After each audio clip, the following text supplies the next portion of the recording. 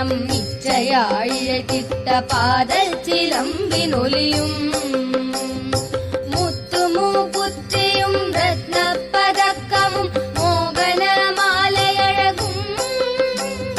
முழுவதும் வைடூரிய புஷ்பராகத்தினால் முடிந்திட்ட தாலி அழகும்